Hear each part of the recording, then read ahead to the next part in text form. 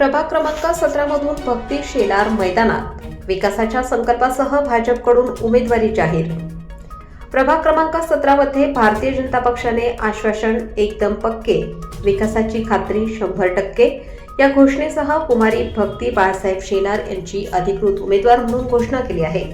त्यांच्या उमेदवारीमुळे प्रभागातील राजकीय वातावरणात चैतन्य निर्माण झाले आहे। सामाजिक कार्याची दृढ पार्श्वभूमी असलेल्या भक्ती शेलार या दीर्घकाळ समाजसेवेत सक्रिय असलेल्या कुटुंबातून येतात। कुटुंबियांसह जनतेत सातत्याने कार्यरत राहिल्यामुळे प्रभागातील स्थानिक प्रश्न, गरजा आणि नागरिकांच्या अपेक्षा यांची त्यांना सखोल जाण आहे।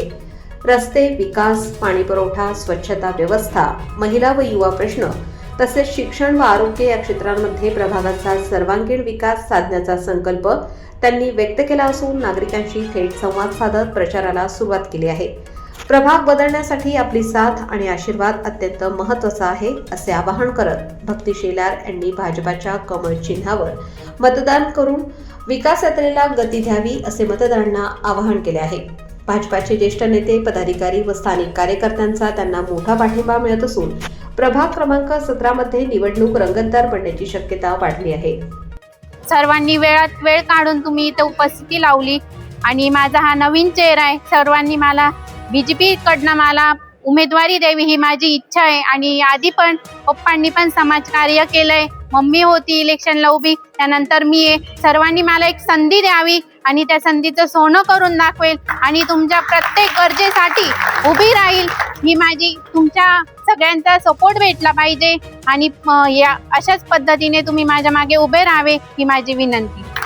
विकासाला आम्ही कधी तडा जाऊ देणार नाही आणि तुम्ही कधी बोलवा, आम्ही तुमच्या दप्तर सेवेमध्ये उपस्थित राहणार। नमस्कार, मी भक्ती बाळासाहेब शेलार प्रभाग क्रमांक 17 मधून उमेदवारी करत आहे। माझे वडील बाळासाहेब रामदास शेलार यांनी अनेक सामाजिक कार्य केले आहेत, तर यांच्याच मार्गदर्शनाखाली मी देखील समाजकार्यात पुढाकार घेत आहे आणि माझी सर्व नागरिकांना विनंती आहे की सर्वांनी माझे नेतृत्व न बघता माझे कर्तृत्व बघा, यावर मी नक्कीच खरी उतरेल व माझ्या प्रभागाचा विकास केल्याशिवाय राहणार नाही। धन्यवाद। आत्ताच आपण कुमारी भक्तीताई यांचे मार्गदर्शनाखाली जे काही माहिती मिळालेली आहे, तर त्यांचेच वडील आपल्या सोबत आहेत, बाळासाहेब रामदास शेलार। तर हा झाला एक आनंदाचा क्षण, पण एक क्षण असा होता की महाराष्ट्रच नव्हे तर संपूर्ण भारतावरती एक महामारी आली होती जिचे नाव होतं कोरोना। तर या कोरोनासारख्या महामारीमध्ये देखील बाळासाहेब सरांनी अनेक कामे केलेली आहे। तर त्यांनी कोणकोणती कामे केलेली आहे ते आपण त्यांच्याकडनं जाणून घेऊया। नमस्कार, मी बाळासाहेब रामदास शेलार। मी जे सामाजिक कार्यात मला जी अग्रेसिव्ह इच्छा आहे ती इच्छा म्हणजे अशी होती की या कोरोना काळामध्ये गेल्या 4 वर्षापूर्वी इतकी लोकांची बिकट परिस्थिती होती। कोणाला हॉस्पिटल मिळत नव्हतं, कोणाला गोळ्या मिळत नव्हत्या, कोणाला इंजेक्शन मिळत नव्हते। ते रेमडेसिवीरची इंजेक्शन सुद्धा मी उपलब्ध करून दिले बाहेरच्या मेडिकलमधून मागवून। परत ज्या काही लोकांना ॲम्ब्युलन्स मिळत नव्हती दवाखान्यात न्यायला, ती ॲम्ब्युलन्स सुद्धा उपलब्ध करून दिली। काहींना तिथे गंगेवरती नेल्यानंतर ती जागा सुद्धा मिळत नव्हती, ती जागा आम्ही रात्री बेरात्री 2 वाजता 3 वाजता जागा उपलब्ध करून दिल्या। परत त्यांना ते सरपण बाहेरून काही मागवला, काही आमच्याकडे पडलेले 10-20 टन माल तो आम्ही सुद्धा त्यांना फुकट बेपैशाचा दिला। आणि एवढी जबाबदारी स्वीकारून लोकांनी आम्हाला ज्या शुभेच्छा दिल्या त्या शुभेच्छांचा फायदा आजपर्यंत होईल आणि इथून पुढे पण होणार आहे ही आमची इच्छा आहे। ही गोष्ट अशी का वार्डात कायम मी अग्रेसिव्ह असतो कुठल्याही कामासाठी, कुठले काम करताना मी कुठलाही भेदभाव करत नाही। माझ्याकडे सगळे धर्माचे सगळे धर्म माझ्याकडे जवळ येतात, मी त्यांना कधीच भेदभावाने बोलत नाही आणि तो मला आनंद आजपर्यंत आहे।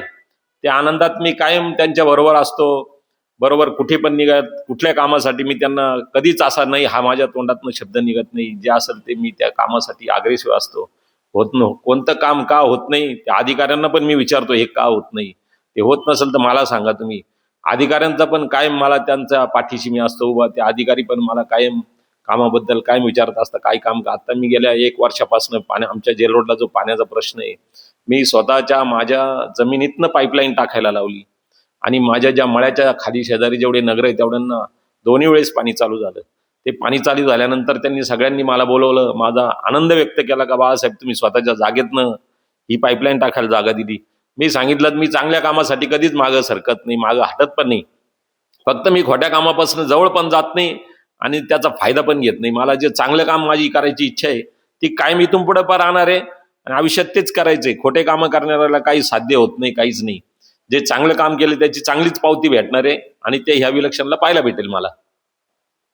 नक्की सरांनी सांगितल्याप्रमाणे त्यांनी अनेक कामे मार्गी लावलेली आहे आणि त्याच कामांचा फायदा आता त्यांच्या मुलीला देखील होणार आहे, कारण त्या देखील समाजकार्यामध्ये पुढाकार घेत आहे. तर येणाऱ्या निवडणुकीमध्ये ते नक्कीच काहीतरी घडवून दाखवतील व त्यांच्या प्रभागाचा विकास केल्याशिवाय राहणार नाही.